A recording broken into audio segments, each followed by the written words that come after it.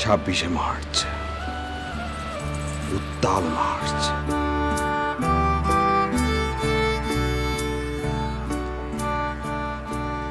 সূচনা শুরু হয় 1954 সালের যুদ্ধফ্রন্টের জয়লাভের মাধ্যমে।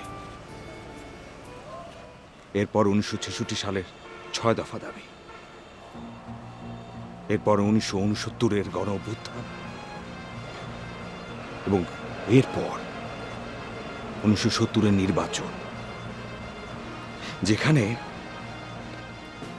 169টি আসনের মধ্যে 167টি আসন পেয়ে জয়লাভ করে আওয়ামী লীগ। কিন্তু তারপরও ক্ষমতা হস্তান্তর করেনি পশ্চিম পাকিস্তান শাসক গোষ্ঠী। বীর বাঙালি, বঞ্চিত বাঙালি ফুঁসে ওঠে তখন। ইয়াহিয়া খান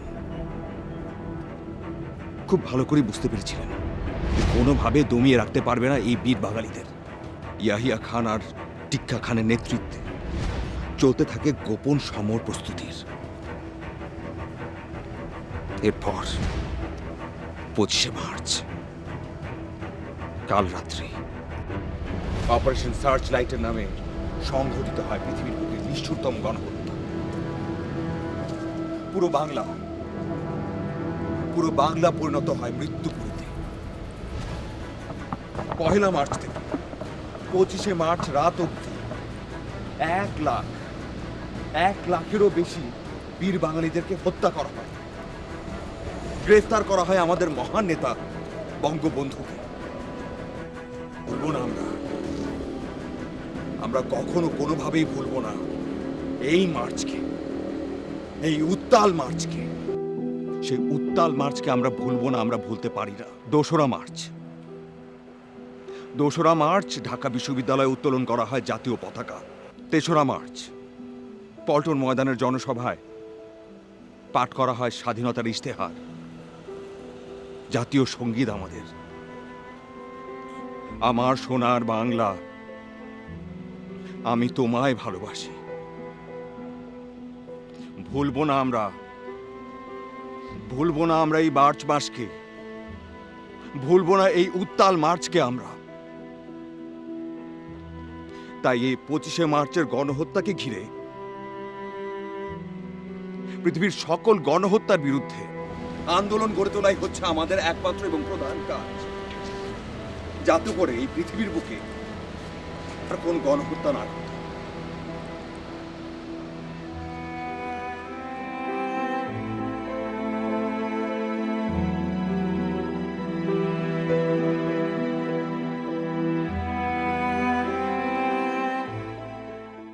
এটা কোন মাস জানিস? এটা মার্চ মাস। এই মার্চ মাস আমাদের কত কি দিয়েছে। সেই অগ্নিঝরা ভাষণ, আমাদের স্বাধীন পতাকা, আমার সোনার বাংলা, সেই গান, আর লক্ষ লক্ষ শহীদের তাজা রক্তে ভেসে গেছে দেশের মাটি। একবার আমার সাথে কথা বল, একবার আমাকে দাদি বলে ডাক। আমি তোর মুখের ওই শব্দটা শুনে শান্তিতে যেন মরতে পারি। একবার তুই কথা বল। কিসে এত মারামারি? আমি তোমাকে এত সহজে মরতে দিব না। জম যখন আসবে দরজায় দাঁড়িয়ে পাহারা দিস। এত কথা আমি এখন শুনবো না। শোনো, তোমার জন্য একটা চিঠি এসেছে। আচ্ছা বড় মা, এই যুগে কেউ চিঠি দেয়? এখন তো ফোনের যুগ, ফোনে কথা বলবে, হাই হ্যালো বলবে, বা শেষ। ওই ফোনটা কানে থাকলেই আমার শুধু মনে হয় এই বুঝি বোমা ফাটলো সে ৭১-এর মতন। আবার শুরু করলে সে ৭১। ভুলে যেতে পারো না সে ৭১-এর ভয়ানক কথা। ভোলা এত সহজ সহজ না রে। আচ্ছা বুড়ি, এবার চুপ থাকো তো, চিঠিটা আমি পড়ি, তুমি শোনো। দাদি, সালাম নেবেন। আপনার শরীর এখন কেমন আছে? দোয়া করি আপনি সুস্থ থাকবেন। আপনার দেওয়া চিঠি পেয়েছি। 5 তারিখে আমরা সবাই বাড়িতে আসছি। আজকে তো 4 তারিখ, তার মানে 5 তারিখ ওনার আসছে। আমি যাই, আমার হাতে অনেক কাজ আছে। তোমার তোমার কথা পরে শুনবো।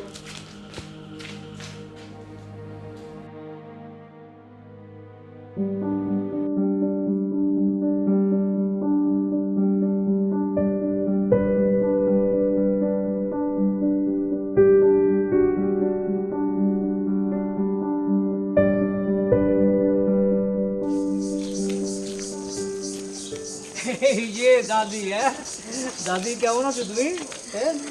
বাবা, আমার দাদি দিদিকে অনেক সুন্দর হয়ে গেছে। হয়েছে হয়েছে, সামনে এসে এত প্রশংসা। কই বউদেরকে ছেড়ে তো একটু এসে দেখাও করে যাস না? আচ্ছা দাদি, ওকে ওকে তো চিনতে পারলাম না। তনু, ওই আফিয়ার মেয়ে, ছোটবেলায় দেখেছিস তো, এই জন্য চিনতে পারছিস না। ও, সে পাগলিটার মেয়ে? আচ্ছা, যার বাবা তাকে 5 মাস পেটে রেখে পালিয়ে গিয়েছিল। ও, ওই মেয়েটা। দাদি, তুমি যদি না থাকতে ওকে তখন খুঁজে পাওয়া যেত না। মা পাগল, বাবা পলাতক, খুব দুঃখজনক। কি শুরু করলে তোমরা? থামবে মা, চাচি, তোমরা কি করছো? বড় মা, কেনা যায় আমাকে? রাশেদ, আর সব চলো চলো।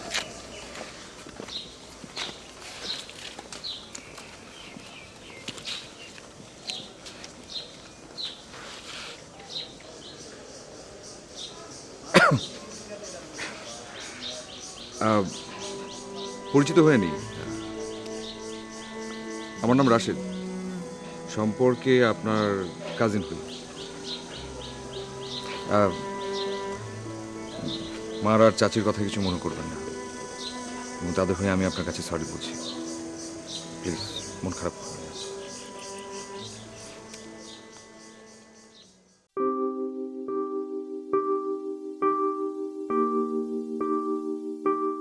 বড় মা, আমার জন্মটা কেন এমন হলো?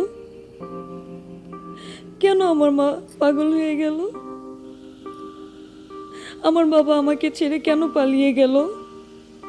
সবাই আমাকে পিছনে এই কথা জিজ্ঞেস করে। 1971 সালের স্বাধীনতা যুদ্ধে কি হয়েছিল বড় মা, যার কারণে আমার মা এখন স্তব্ধ, পাগল? মার মুখে শুধু একটাই কথা, মা মারা গেছে। কেন বলে সেই কথাটা?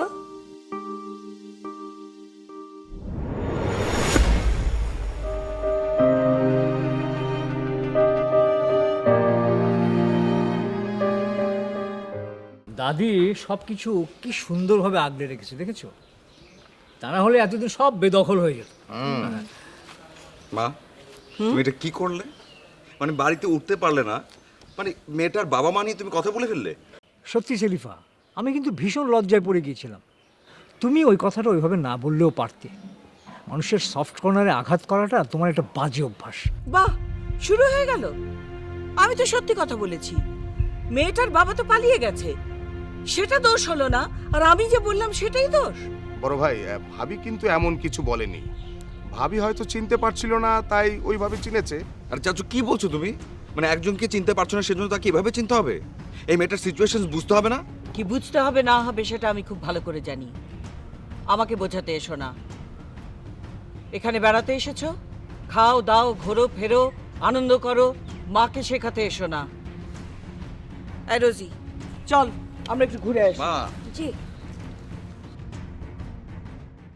মেহমান এসেছে না, তুমি হিসাবে থেকে চাল একটু বেশি আনবা, ঠিক আছে? পোলাও চাল, মুগ ডাল, মুরগি, পেঁয়াজ, আদা, চিনি, হলুদ গুঁড়া, মরিচ গুঁড়া, ধনিয়া, জিরা, গরম মশলা, মুরগি, গরু মাংস। আচ্ছা, সব শেষ, ঠিক আছে? আর কিছু বাকি আছে? ওফ, আমি তো ঘির কথাই ভুলে গেছি। ওনারা তো শহরে থাকে, ভালো মন্দ নিশ্চয়ই খায়, ঘি কিন্তু 1 নাম্বারটা আনবা, ঠিক আছে? আমি লিখে দিচ্ছি। এই নাও, লিখে দিলাম, ঠিক আছে? কি করছো? বাজারে লিস্ট বানাচ্ছিলাম, বাজারে পাঠাবো তো। দেখি কি কি লিস্ট করেছো। আদা রসুন চা পাতা চিনি মসুরি ডাল মুগ ডাল পোলাও চাল ঘি। ঘি কেন? আমি তো ঘি খাই না, আমি তো ডায়েট করছি। আর তুমি কি প্ল্যান করেছো? ঘি খাইয়ে আমাদের মেরে ফেলবে?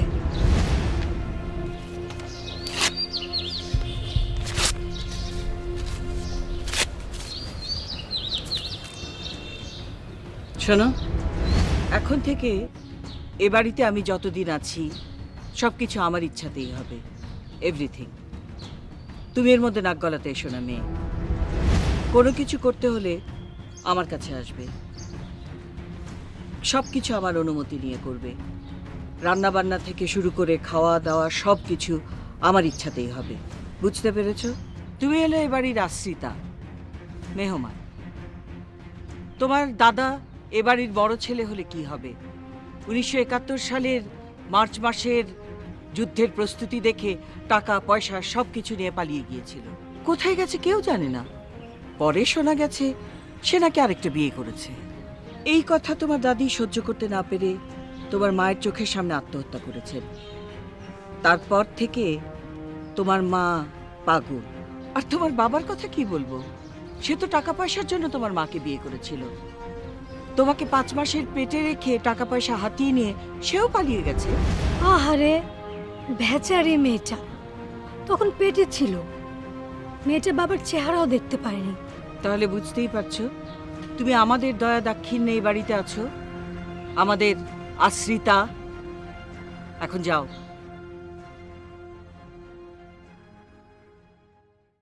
এটা মার্চ মাস, আর 71 সালেও তখন ছিল মার্চ মাস। তখনকার সেই মার্চ মাস আর এখনকার এই মার্চ মাসে কত পার্থক্য, কত উত্তেজনা ছিল সেই দিনগুলোতে। 70-এর নির্বাচন হলো, সেই নির্বাচনে আওয়ামী মুসলিম লীগ পেল 167 আসন। আর আনন্দ দেখে কে আমাদের, আমরা এতগুলো আসন পেয়ে গেছি। এইবার আর আমাদেরকে ধরে রাখতে পারবে না, আমরা সব কিছু পেয়ে যাব। আমরা এবার স্বাধীন হব। কিন্তু এই জানোয়ারগুলা, ওই পাকিস্তানি জানোয়ারগুলা কি এত সহজে ছেড়ে দেবে মনে করেছিস? ওদের লোভ তো অনেক বেশি, ছাড়লো না। ঠিকই বলেছ বড় মা, সেই সব দিনগুলো একটু অন্যরকম ছিল, একেবারে অন্যরকম। স্বাধিকারের জন্য লড়াই। সারাক্ষণ রেডিওটা চালিয়ে রাখতাম, কি খবর আসে কি খবর আসে। তারপর শুরু হলো মার্চ মাস। মার্চ মাসে এই 7ই মার্চের বঙ্গবন্ধুর সেই ঐতিহাসিক ভাষণ। কি ভাষণ! শুনে সারা রক্ত যেন টকবক করে ফুটে উঠল। এবারে সংগ্রাম আমাদের মুক্তির সংগ্রাম, এবারে সংগ্রাম স্বাধীনতার সংগ্রাম।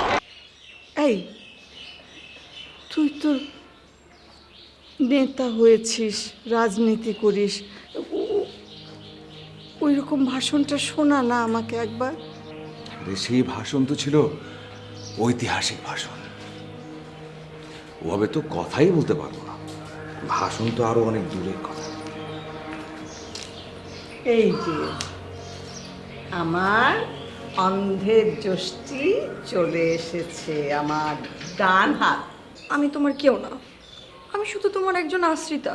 এই কি হয়েছে তোর? চোখ মুখ এরকম খোলা কেন? কেউ কিছু বলেছে? আমি তো আশ্রিতা, আশ্রিতাকে তো কত মানুষ কত কথাই বলে, তাতে কি আসে যায়? আরে বাবরা, ভীষণ রাগও আছে দেখছি। কে বলেছে তুই আশ্রিতা? তোর নানা আমার সন্তান, আমার বড় ছেলে। তোমার সেই সন্তান তো ভালো না, পালিয়ে গেছে যুদ্ধের সময়। আমার বাবা আর তোমার সন্তান তো একই, কোনো পার্থক্য নেই। তনু, তোকে কতদিন বলেছি আমার বড় সন্তানকে নিয়ে এই বাড়িতে কোনো কথা হবে না।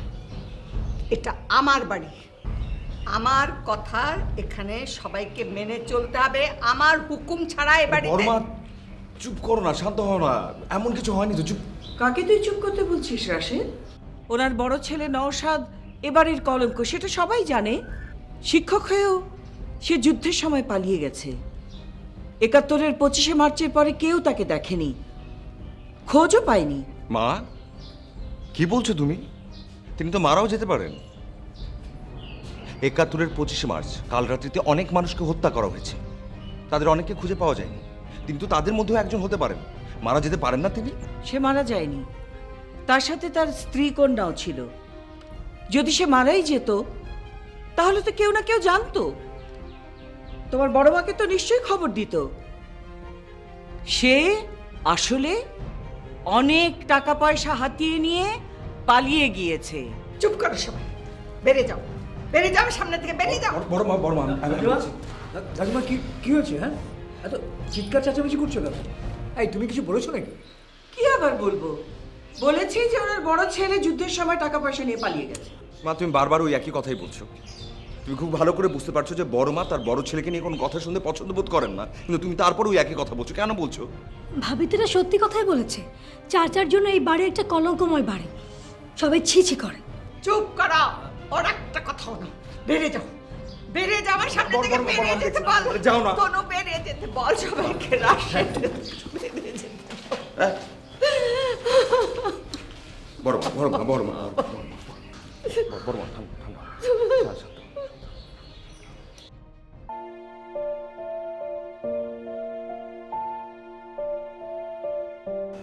কিছু লাগবে আপনার?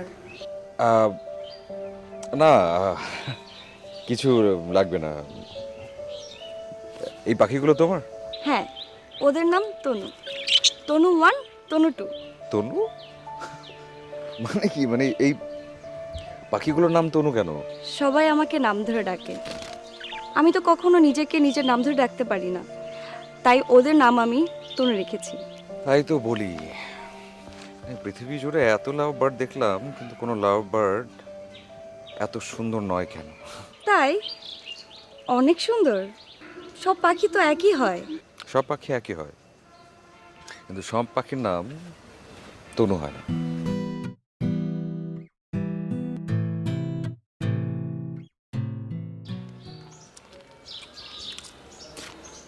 সে কি, একটু আগে না নাস্তা করলে আবার কলা খাচ্ছ? কি করবো? তুমি কি এখানে খেতে আর ঘুমাতে এসছো? আর কোনো কাজ নেই তোমার? দেখো, এখানে অনেক শান্তিতে আছি। ঢাকা শহরের মতো কোনো সাউন্ড নেই, কোনো পলিউশন নেই, চারিদিকে খালি শান্তি আর শান্তি। এখানে আমরা শান্তির ঘুম দিতে আসিনি, আমরা এখানে এসেছি সম্পত্তির ভাগ বাটোয়ারা করতে। একটু বেরো, দেখো কোথায় কি আছে, খোঁজ খবর নাও। ও, তুমি এখানে? ভাবি, তোমার দেবরকে নিয়ে পড়েছি মহা মুশকিলে। এই যে আসার পর থেকে ননস্টপ একটার পর একটা খাবার খেয়ে যাচ্ছে, মুখ তার বন্ধ হচ্ছে না, আর পড়ে পড়ে ঘুমাচ্ছে। ভাবি, খাবারগুলো কি যে টেস্ট, একদম ফরমালিন মুক্ত, খেতেও অনেক স্বাদ। আর একটু বেশি খেলে তো ঘুম আসবেই। কি যে শান্তির খাবার খাচ্ছি ভাবি। মেয়েটার হাতের রান্নাও কিন্তু চমৎকার। কি সব রান্না করে দেখলেই জিভে জল চলে আসে। দরদ দিয়ে রান্না করে তো, সব কিছুতেই মায়া মিশে থাকে। মায়া, দরদ না ছাই, মায়াবিনী একটা। সব ওর কূট বুদ্ধির চাল। দেখবি ওই দাদির সব ভালো সম্পত্তি ওই মেয়ে পাবে। দাদি তার সব সম্পত্তি ওই মেয়েকে দিয়ে যাবে, আমাদের জন্য কিচ্ছু রাখবে না, সব ওই মেয়ের চাল। ভাবি, দাদির ঘরের ট্রাঙ্কটা দেখেছো? ওটার মধ্যে যে কি কি আছে এখনো পর্যন্ত আমরা জানতেই পারলাম না। বুঝিস না কিছুই? নিশ্চয়ই ট্রাঙ্কের মধ্যে সোনা দানা মোহর এসব ভর্তি আছে। আগের দিনের মানুষ তো ব্যাংকে কিছু রাখতো না, সব ট্রাঙ্কের মধ্যে ভরে রাখতো। দাদিও নিশ্চয়ই তাই করেছেন। আরে আমরা তো ছোটবেলা থেকে দাদির রুমে ওই ট্রাঙ্কটা দেখে আসছি। ওই ট্রাঙ্কটাকে ঘিরে যে কত রকমের রূপকথা আছে। দেশভাগের সময় কেউ একজন নাকি বেশ কিছু মোহর দাদির কাছে গচ্ছিত রেখেছিলেন। সে যদিও নিতে আসেনি, কিন্তু তার সেই মোহরগুলো দাদির কাছে এখনও হেফাজতে আছে। আর 1971 সালের মুক্তিযুদ্ধের সময় অনেক মুক্তিযোদ্ধাকে সাহায্য করার জন্যে বেশ কিছু স্বর্ণালঙ্কারও দাদির কাছে গচ্ছিত রাখা আছে। দাদি তো প্রতি রাতে ওই ট্রাঙ্কটা খুলে খুলে দেখে যে সবকিছু ঠিক আছে কিনা, পাহারা দিয়ে রাখে সারাক্ষণ। তাই নাকি? প্রতি রাতে দাদি ট্রাঙ্ক খুলে দেখে? শুধু ট্রাঙ্ক খুলে দেখে না, সব গয়না, চুড়ি, বালা, কানের দুল, নেকলেস সব কিছু পরে নিজেকে আয়নায় দেখে। আরে কী সব ফালতু কথা! এই বয়সে কি দাদির গয়না পরার শখ আছে নাকি? মেয়েদের কি চেনো তুমি? আমাকেই তো এখনো চিনতে পারলে না। মেয়েরা ইয়াং হোক কি বুড়া হোক, সবারই গয়না পরার শখ থাকে। মেয়েরা মরতে মরতেও গয়না পরতে চায়, বুঝেছো? আমি এত কিছু শুনতে চাই না। ওই ট্রাঙ্কের গয়নাগুলো আমি চাই চাই চাই। ওই পুরাতন গয়নাগুলো এখন ভীষণ ট্রেন্ডি, তাই না ভাবি? ঠিক বলেছিস, আজকাল পুরনো গয়নার খুব ফ্যাশন। যে যত পুরনো গয়না পরতে পারে তার তত কদর। আর সমস্যা কি? দাদি নিশ্চয়ই তার ওই ট্রাঙ্কের গহনাগুলো সবাইকে ভাগ করে দেবে, তখন তোমরা যত খুশি গহনা পড়ো।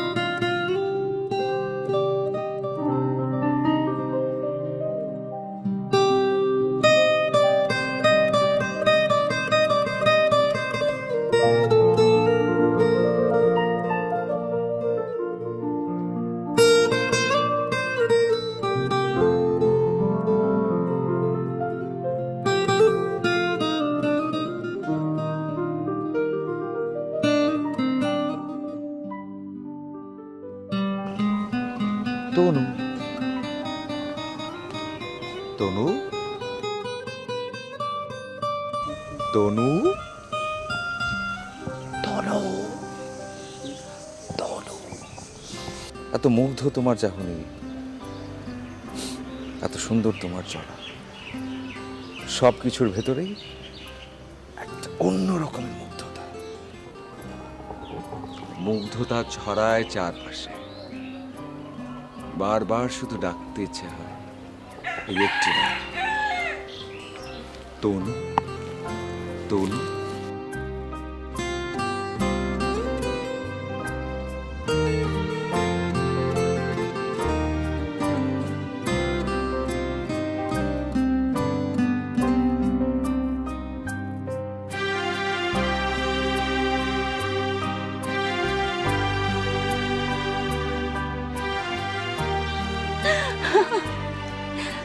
তনু,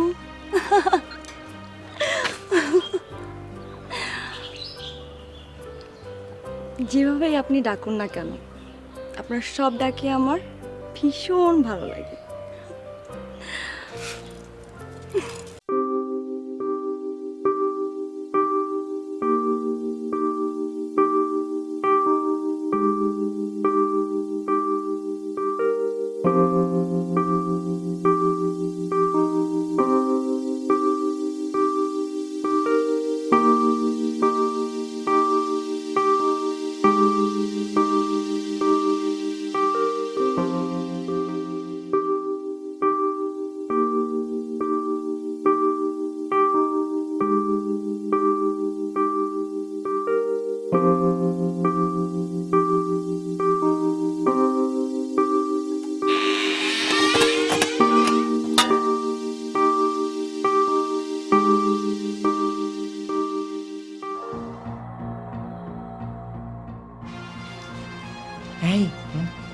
কি ওই যে তোমার দাদি ট্রাঙ্কটা খুললো।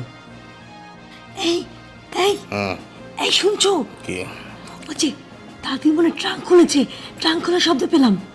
এখন নিশ্চয়ই গয়নাগাটি সব পরে সাজগোজ করবে। এত রাতের গয়নাগাটির স্বপ্ন দেখো না তো, ঘুমাও।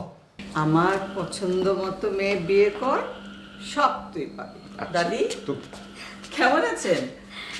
সেই আসার পর থেকে তো আপনি এই ছেলে পেলেদের সঙ্গে গল্প করে কাটাচ্ছেন, আমাদেরকে তো সময় দিচ্ছেন না।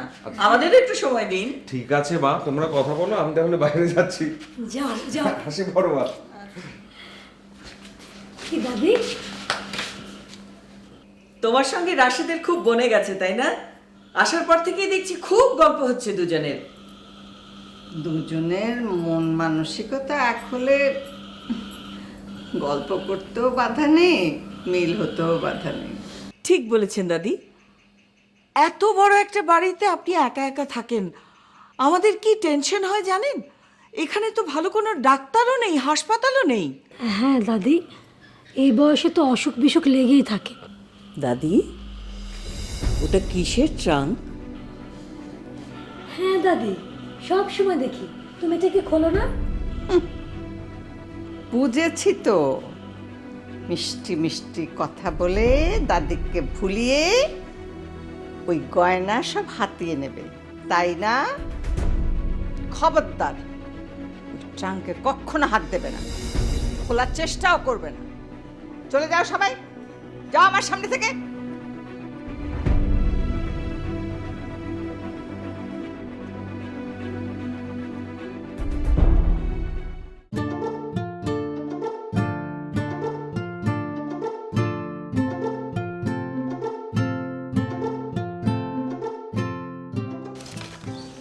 বাহ, এখানে দেখছি 4টা পাখি খুব সুন্দর করে গল্প করছে। চাচি ভুল বলছেন আপনি, আমরা পাখি না, আমরা মানুষ। এই তুই এখানে কি করছিস রে? মেয়েদের মতো পাখি নিয়ে খেলা, যা এখান থেকে।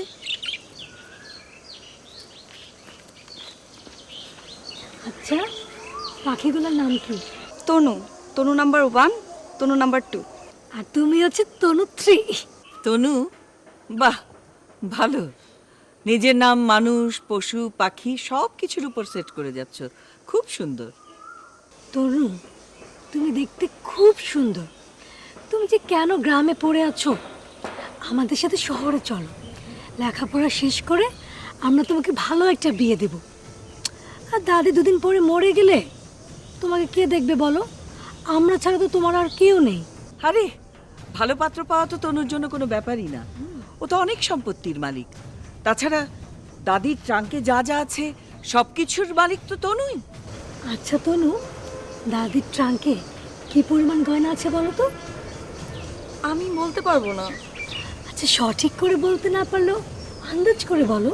ওই ট্রাঙ্কের ভিতরে কি আছে আমি তা কখনো দেখিনি, বড় মামাকে কখনো বলিও নি। মিথ্যে বলছো কেন তুমি মেয়ে? তুমি সব জানো, জানো তুমি ওই ট্রাঙ্কের মধ্যে কি আছে। আমি সত্যি বলছি, আমি কিছু জানি না।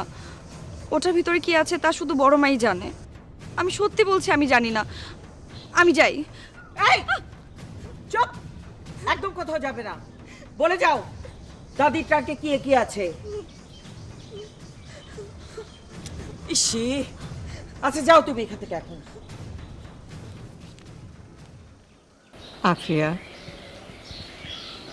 তুই কি রে? হ্যাঁ, রাগে, দুঃখে, কষ্টে মানুষ কি এমন হয়ে যায়? হ্যাঁ,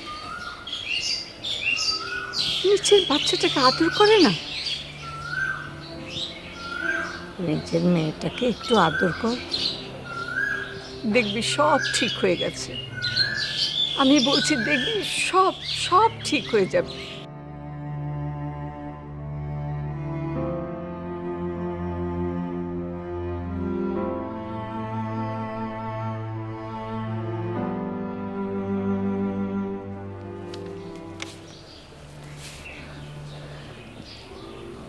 দেখেছিস, তোর মা আমার কথা শুনেছে।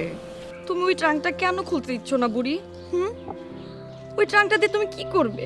তুমি কাউকে ধরতে দাও না, খুলতে দাও না, 2 দিন পরে তো মরেই যাবে। কেন এমন করছো তুমি? বলো, কেন খুলতে দিচ্ছ না?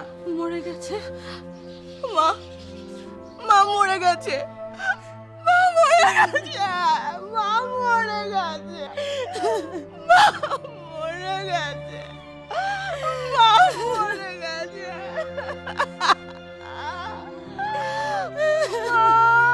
মা মরে গেছে।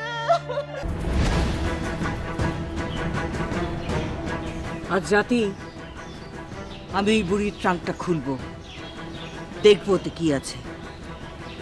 কিন্তু ভাবি, যদি আমরা ধরা পড়ে যাই? আরে ধর, শুধু খুলবই না, ট্রাঙ্কের ভেতরে যা যা আছে সব আমি হাতিয়ে নেব, সব।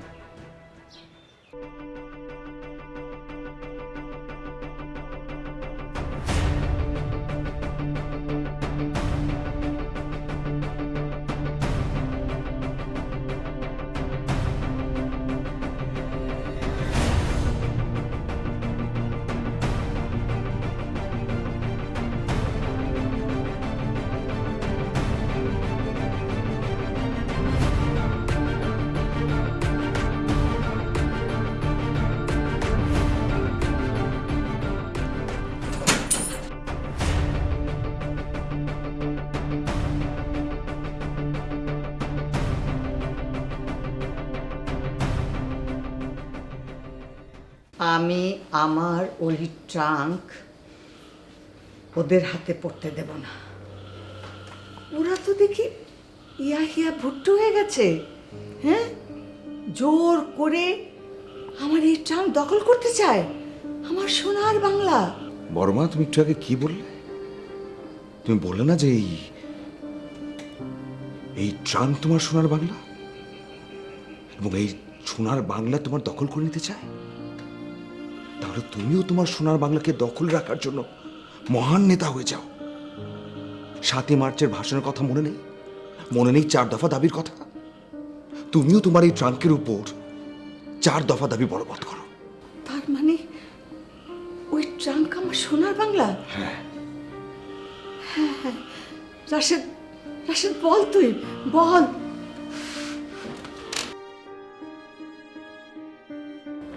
চার দফার প্রথম দাবি, সামরিক আইন মার্শাল ল উড্ড করতে হবে। এই ট্রাঙ্কের উপর কারো কোনো ভাগ হবে না, এবং এই ট্রাঙ্ক তুমি ছাড়া কেউ স্পর্শও করতে পারবে না। সমস্ত সামরিক বাহিনীর লোকদের ব্যারাকে ফেরত দিতে হবে। দ্বিতীয় দাবি, গোপনে বা আমার অনুমতি ছাড়া কেউ আমার ঘরে প্রবেশ করিতে পারিবে না, মানে কেউ বড়মার রুমে প্রবেশ করতে পারবে না। যেভাবে হত্যা করা হয়েছে তার তদন্ত করতে হবে। তৃতীয় দাবি, দলিল বা ট্রাঙ্ক নিয়ে কেউ কোনো কথা বলতে পারবে না। কেউ যদি কোনো কিছু বলবার চেষ্টা করে, সঙ্গে সঙ্গে তাকে বাড়িতে ফিরে যেতে হবে। সে কোনোভাবেই এই বাড়িতে থাকতে পারবে না। জনগণের প্রতিনিধির কাছে ক্ষমতা হস্তান্তর করতে হবে। 4 নম্বর দাবি, বড়মার কথা মানেই তনুর কথা। সবাইকে, এখানে যারা যারা আছে সবাইকে তনুর কথা শুনতে হবে এবং বুঝতে হবে যে তনু যা বলছে সেটা বড়মাই বলছে।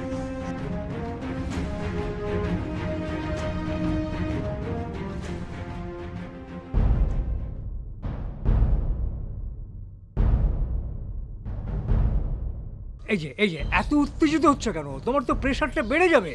আর রাখো তোমার প্রেশার। কত বড় অপমান! তোমার দাদি বাড়িতে ডেকে এনে আমাদেরকে এত বড় অপমান করলেন। এত নাটকের কি দরকার ছিল বলেন তো? আমাদের ডেকে নিয়ে এসে একটার পর একটা নাটক করছে। আচ্ছা, উনি তো সব সম্পত্তি দিচ্ছে, শুধুমাত্র ট্রাঙ্কের গুলো দেবে না। নিলাম না ওটা আমরা। ভাইজান, আপনার কোনো দাবি না থাকতে পারে, কিন্তু ওই গয়না আমার লাগবে লাগবে লাগবেই। আমিও ছাড়বো না। আরে চতুর্থ দাবিটার কথা শুনলে? ওই পুচকি মেয়ের হুকুম নাকি আমাকে শুনতে হবে। আমি ওর কোনো হুকুম শুনবো না। ভাবি, আমিও দেখে নেব। ভাবি এত উত্তেজিত হওয়ার তো কিছু নেই। চাচু থামো। বাইরে কি শুরু করে তুমি? মানে হট্টগোল কেন করছো? আমি তো তোমার কাছ থেকে এটা আশা করিনি। শোনো, আমার ছেলে কি বলে। তুমি কেন রাতের বেলা দাদি রুমে গেলে চুরি করতে? ও তো ঠিকই বলেছে, তুমি বেশি বেশি করছো। কই, আমরা তো রাতের বেলা কোনো চুরি করতে যাইনি। ছি, আমি না এটা আশাও করতে পারি না মা তোমার কাছ থেকে। এটা কি করে করছো তুমি? আর তোমরা সবাই তনুর পিছনে কেন লেগেছো? তনুর দোষটা কোথায়? তনু বড়মা যা বলছে তাই করছে। তনু বড়মা শুধুমাত্র প্রতিনিধি, এছাড়া আর কিচ্ছু না। তোকে কিন্তু আমি দেখছি ওই মেয়েকে নিয়ে খুব বাড়াবাড়ি করছিস তুই। আহা তুমি চুপ করো তো, তোমার তো প্রেশারটা বেড়ে যাবে। তালিকা রাখো তোমার প্রেশার। তোর বড় মাকে গিয়ে বলে দিস আমি ওই আশ্রিতা মেয়েকে মানি না, কোনোদিন মানবও না। আমিও মানি না, শুনে রেখো মা, তোমরা। মা কি করছো তুমি সব? বড় ভাই কি হয়ে গেল?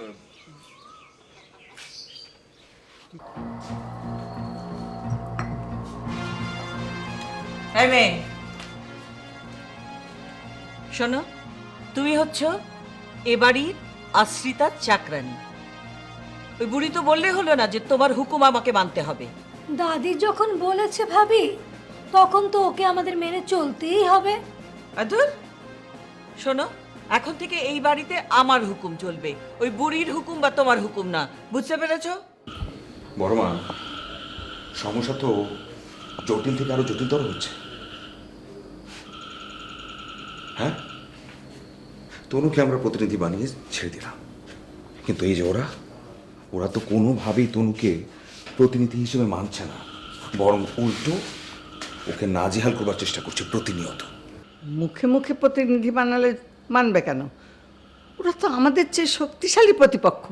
তনু ওদের কাছে কিছুই না। 69-এর গণ অভ্যুত্থান শুরু করেছে আমরা। চলো এবার 70-এর নির্বাচন করি। মানে?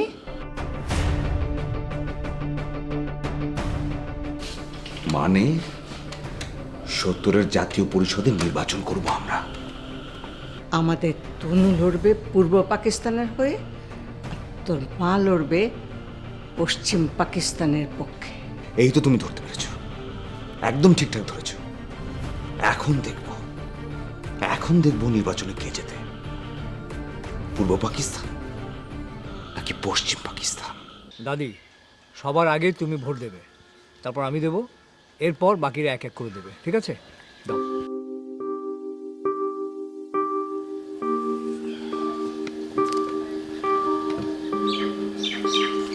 দেখছি না।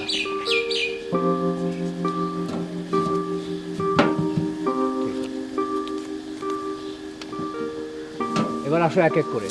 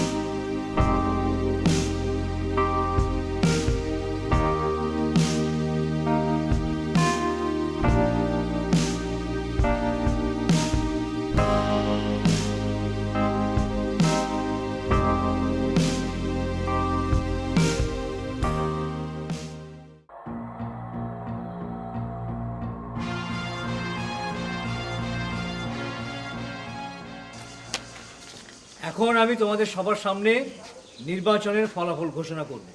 আমাদের নির্বাচনে জিতেছে পূর্ব পাকিস্তান, মানে তনু ভোট পেয়েছে 22টি, আর প্রতিপক্ষ পশ্চিম পাকিস্তান মানে শেলিফা পেয়েছে মাত্র 5 ভোট।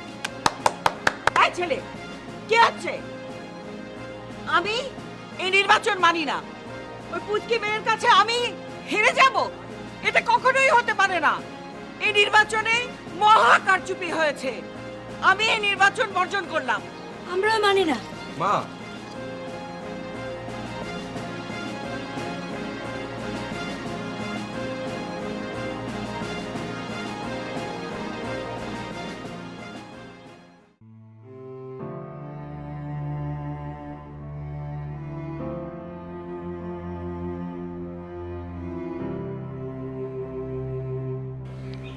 এসব কি শুরু করেছেন আপনি?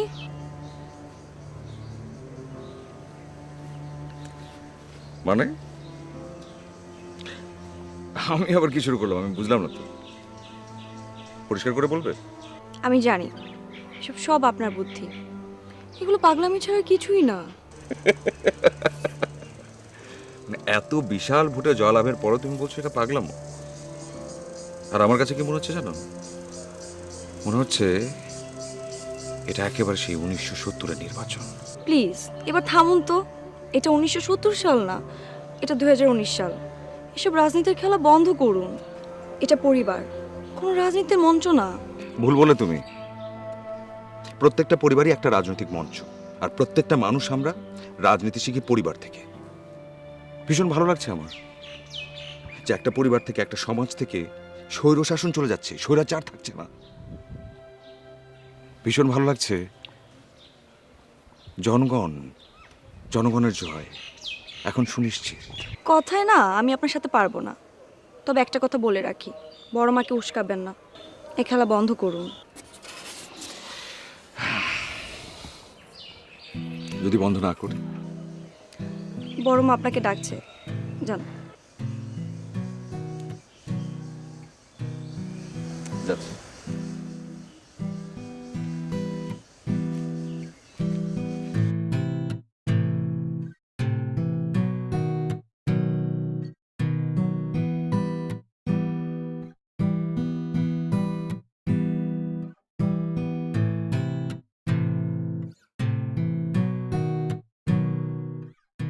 তোর মা নির্বাচন বয়কট করলো?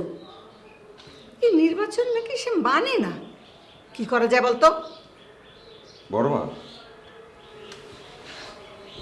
তুমি কি 71-এর সেই উত্তাল মার্চের কথা ভুলে গেছো? মনে নেই তোমার? ভুলে গেছো পশ্চিম পাকিস্তানি নেতারা যখন পূর্ব পাকিস্তানদের সাথে হেরে গেল, তখন তারা টালবাহানা শুরু করে দিল। 3রা মার্চ জাতীয় পরিষদের অধিবেশন ঢাকায় হবার কথা। ঠিক 2 দিন আগে বর্বর ইয়াহিয়া খান সেই অধিবেশন স্থগিত করে দেয়। কিন্তু ছাত্র জনতা থেমে থাকেনি। না রে, কিছুই ভুলিনি আমি। তবে কি আমাদের প্রাদেশিক পরিষদের অধিবেশন ডাকতে হবে? ঠিক তাই, ডাকতে হবে অধিবেশন। তুমি আর আমরা দুজন এই অধিবেশনের নাম দিচ্ছি জাতীয় পরিষদের অধিবেশন। আমি যে মা এবং সবাইকে এখনই অধিবেশনের কথাটা বলে আসি। আসছি। আমি কোনো অধিবেশনে যাব না, কোনো মিটিং হবে না। একটা ছোট্ট মেয়ের জন্য এত কিছু কেন? না না, আমরা কোনো অধিবেশনে যাব না। আহা, দাদি যখন বলেছে আমরা যাই না, গিয়ে দেখি না উনি কি বলে। কি বলতে পারে তোমার দাদি সেটা আমার খুব ভালো করেই জানা আছে। রাশেদ, তোমার বড় মাকে গিয়ে বলে দাও এই অধিবেশন হবে না। কি? তোর মায়ের এত বড় সাহস আমাদের অধিবেশনে আসবে না সে? বড় মা, হরতাল ডাকো তুমি এবার, অসহযোগ আন্দোলনের ডাক দাও। মাকে বুঝিয়ে দাও তোমার শক্তি কতখানি। তুমি বলবে অধিবেশনে সবাইকে যোগদান করতে হবে, এবং যদি কেউ যোগদান না করে তাহলে কাউকে এই সম্পত্তির একটা অংশ দেওয়া হবে না, কোনো দলিলে কোনো সই করা হবে না। বুঝিয়ে দাও সবাইকে। বলছি এসব কি হচ্ছে বারবার? এই খেলা বন্ধ করুন। এটা 1971 সাল না, এটা 2019 সাল। এটা একটা পরিবার, দুটো ভিন্ন দেশ না। এবার ওদের একটা শাস্তি দিতেই হবে। একদম ঠিক। বড় মা, তোমার দোহাই লাগে, তুমি এমন করো না। মানুষ শুনলে হাসবে। ওরা তোমার রক্তের সাথে এমন হয় না।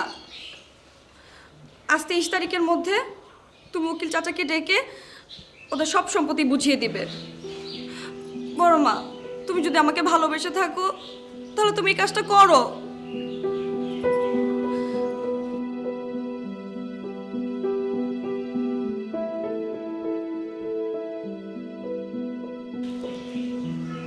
ওদেরকে বল আমি সব সম্পত্তি ওদের বুঝিয়ে দেব।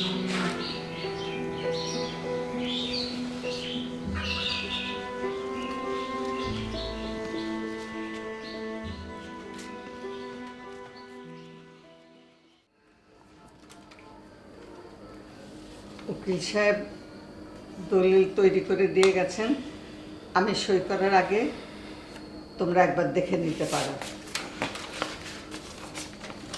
বাবা,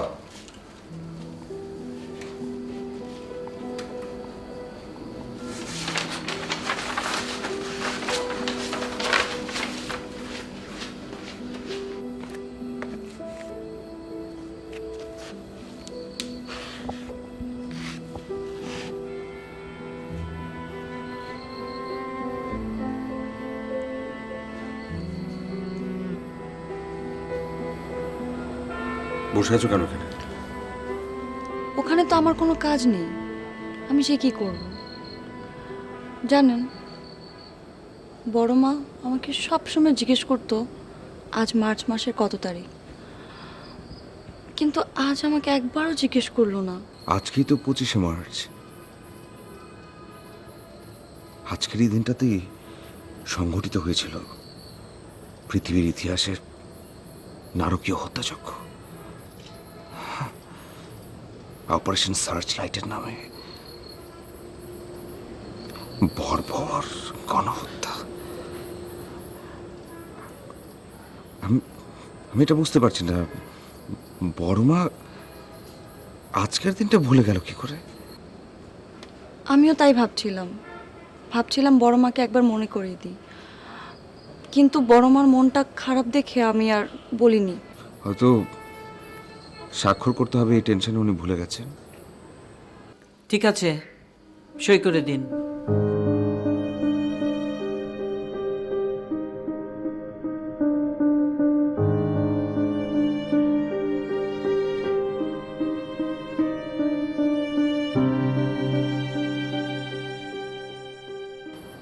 এটা এটা একটা পরিবার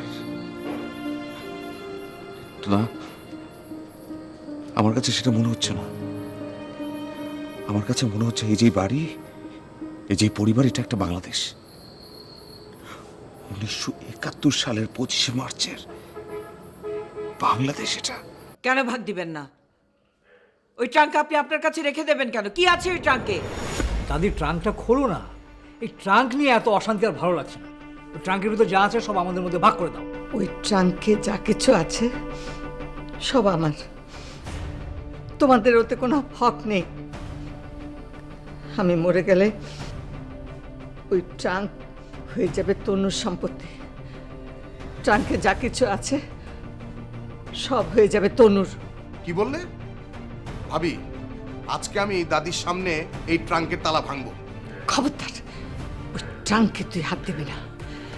ওই ট্রাঙ্কে তোরা কেউ হাত দিবি না। ওই ট্রাঙ্ক আমার। চলে যা, চলে যা তোরা এখান থেকে। যেতে হলে আপনি চলে যান। সব দলিলে সাইন করে দিয়েছেন, এখন পেপার সব আমার হাতে। এই বাড়ির মালিক এখন আমরাই। এ কথা তুমি বলতে পারলে না পোপ? এটা আমার বাড়ি। এতদিন ছিল, কিন্তু এখন থেকে এটা আমার বাড়ি। আমারও বাড়ি। এখানে থাকার আপনার কোনো অধিকার নেই। আপনি এখান থেকে চলে যান। কি বললে? আমি চলে যাব? কি হচ্ছে? এটা আমার বাড়ি। এটা আমার বাড়ি। এটা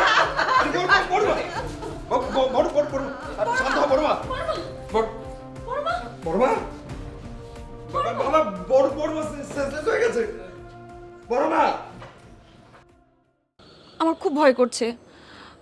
আমার মনে হয় আমি আর ট্রাঙ্কটাকে বাঁচাতে পারবো না। ভয় পেও না তুমি।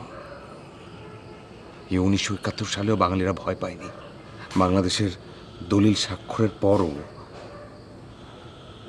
25শে মার্চ আমাদের মহান নেতা বঙ্গবন্ধুকে পাকিস্তানি শাসক গোষ্ঠী গ্রেফতার করে।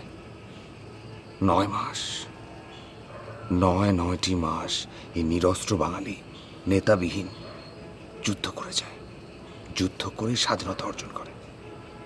তারা যদি সেই সময় সেটা করতে পারে, আমরা এখন কেন পারবো না? আমরা এখন কেন আমাদের এই ট্রাঙ্কটিকে রক্ষা করতে পারবো না?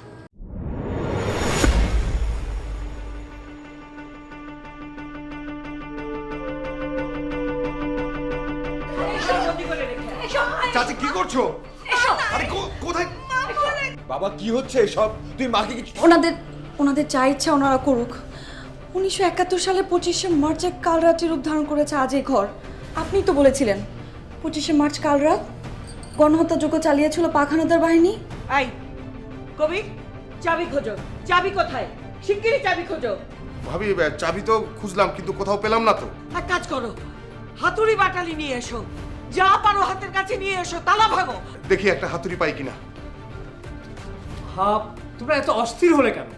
আচ্ছা ঠিক আছে, আমি দেখছি চাবিটা কোথায় আছে, আমি খুঁজে দেখছি। এই যে একটা হাতুড়ি পেয়েছি। হ্যাঁ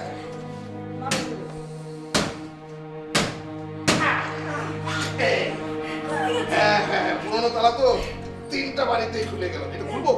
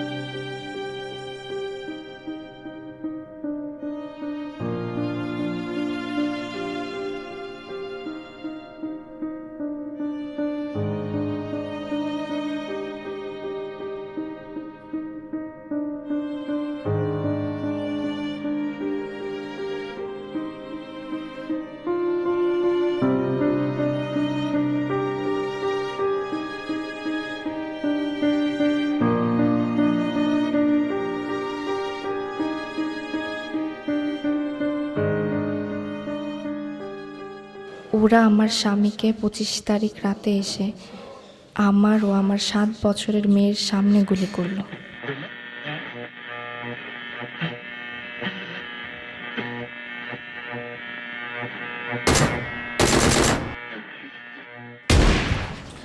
কিসের শব্দ হলো? হ্যাঁ, এ তো গুলির শব্দ। কি হচ্ছে এসব?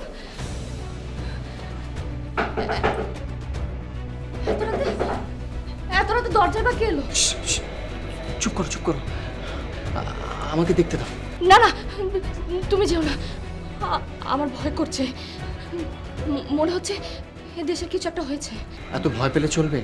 আমি দেখে আসি কে এলো, আর দরজা খুলে এমন কী বা হয়ে যাবে। আমি যাচ্ছি। বাবা যেও না, আমার ভয় করছে। কিচ্ছু হবে না মা, বাবা যাবে আর আসবে। নওশাদ,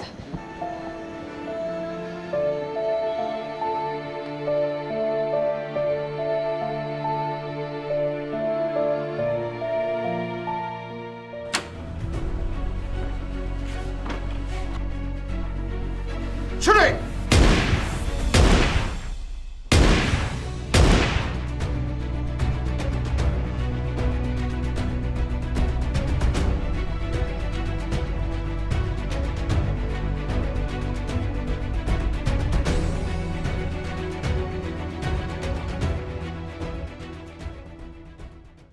গুলি খাওয়ার পরও 3 দিন আমার স্বামী বেঁচে ছিল। কারফিউর কারণে কোথাও ওকে নিয়ে যেতে পারছিলাম না।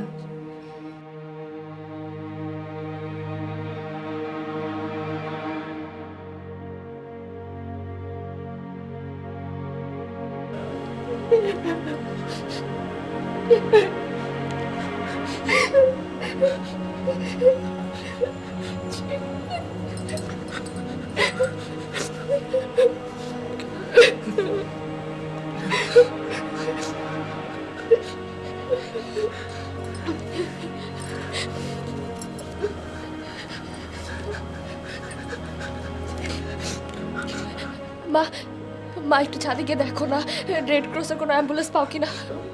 আচ্ছা মা। লুকিয়ে যা মা, ওরা নরপশু হয়ে গেছে। যাকে পাচ্ছে তাকে গুলি করছে ওরা।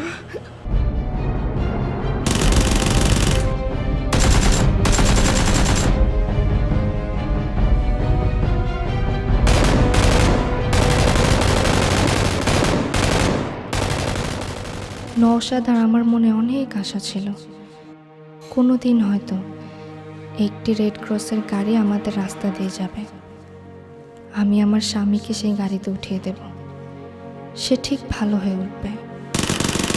কি বোকা ছিলাম আমরা, ভালো হওয়ার জন্য দিন গুনছিলাম আমরা।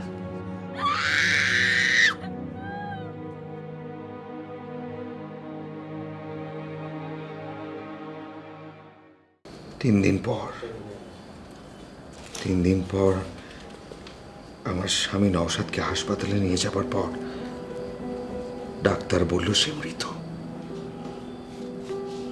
নওশাদের ডেথ সার্টিফিকেটে ডাক্তার লিখল ডেথ ফ্রম ফিভার। আমি মানতে পারলাম না আমার স্বামীর এই মৃত্যু ফরমান। আমি আমার স্বামীর মৃত্যুর সঠিক নাম দিতে চাইলাম, কিন্তু ডাক্তার বলল তাদের উপর হুকুম আছে, কোনো ডেথ সার্টিফিকেটে ফায়ারিং বা মার্ডার শব্দ লেখা যাবে না। তাই আমার স্বামীর মৃত্যুর সঠিক নাম দিতে হলে আমাকে উপর মহল থেকে পারমিশন আনতে হবে। স্যার 25শে মার্চ রাতে আপনাদের লোকেরা আমার স্বামীকে গুলি করেছে, কিন্তু এটা এখন কেউ স্বীকার করছে না। আমি আমার স্বামীর মৃত্যুর সঠিক নাম চাই স্যার। ठीक है, कोई बात नहीं। अगर तुम्हारा कोई इतराज ना हो तो तुम मेरा साथ चलो मेरा क्वार्टर में, हम लिख देंगे तुम्हारा हस्बैंड का डेथ सर्टिफिकेट गोली से मर गया। ठीक है? ধন্যবাদ স্যার, ধন্যবাদ। এত বড় একজন শিক্ষক তার মৃত্যুতে সঠিক নাম পাবে না, সেটা কি করে হয়? देखो अभी तो ऑफिस का टाइम खत्म हो गया, अगर तुमको कोई इतराज ना हो तो तुम मेरा साथ चलो, हम लिख देंगे। অবশ্যই যাব স্যার, আমি অবশ্যই যাব। এই দেশের মানুষকে নওশাদের মৃত্যুর সঠিক কারণটা জানাতে হবে। আমি অবশ্যই যাব। আমার স্বামী নওশাদকে পাক বাহিনী গুলি করে হত্যা করেছে। স্বামী মৃত্যুর সঠিক নাম দিতে গিয়ে আমি আমার সম্মান সম্ভ্রম হারালাম, লাঞ্ছিত হলাম সেই পাক বাহিনীর হাতে। মৃত স্বামীর তার মৃত্যুর সঠিক নাম দিতে পারলাম না ওই পশুদের হাত থেকে নিজের সম্ভ্রম বাঁচাতে। এই দেশের মানুষ নিশ্চয়ই আমাদের একটা নাম দিতে পারবে, বাংলাদেশকে স্বাধীন করবে। আমার সন্তান স্বাধীন দেশে স্বাধীনভাবে বড় হবে, পৃথিবী একটি স্বাধীন ভূখণ্ড পাবে যার নাম হবে বাংলাদেশ। 1971 সালের সকল বাঙালিদের স্বপ্ন পূরণ হবে। আমরা যা শুরু করেছি তোমরা তা শেষ করবে, পারবে তো? নিশ্চয়ই পারবে।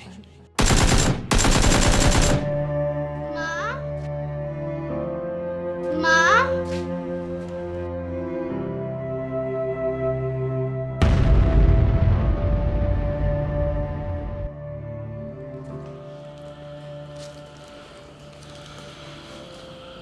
তার মানে আমার নানা শহীদ হয়েছেন এই দেশের জন্য, আমার নানি বীরাঙ্গনা হয়েছেন এই দেশের জন্য।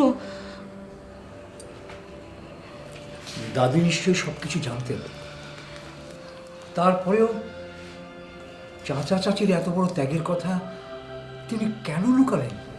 কি অদ্ভুত! এতগুলো দিন হয়ে গেল, এতগুলো বছর, দেশ একজন মুক্তিযোদ্ধাকে চিনতে পারলো না, জানতে পারলো না একজন বীরাঙ্গনাকেও। আমার নানা নানি কি তাদের পরিচয় পাবে না? আমরা কি তাদের কোনো নাম দিতে পারবো না? অবশ্যই পারব। সেদিন আমরা যা পারিনি সেটা আজ কেন পারবো না? আজ আমরা পারবো, আজ আমরা অবশ্যই পারব। আমরা ভুলে যাইনি, আমরা একেবারেই ভুলে যাইনি যে তোমাদের আত্মত্যাগের কারণেই আমরা বীর বাঙালির খেতাব পেয়েছি মায়ের ভাষা, পেয়েছি স্বাধীনতা। বিশ্ব আজ তাই বিনম্র শ্রদ্ধায় তোমাদের স্মরণ করে, কৃতজ্ঞ চিত্তে। তাই আমরা গর্ব করে বলতে পারি, তোমরা যা শুরু করেছিলে আমরা তার শেষ অবশ্যই করব, অবশ্য।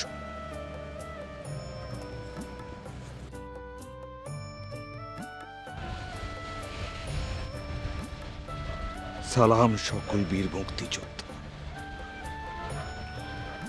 সালাম সকল বীরাঙ্গনা।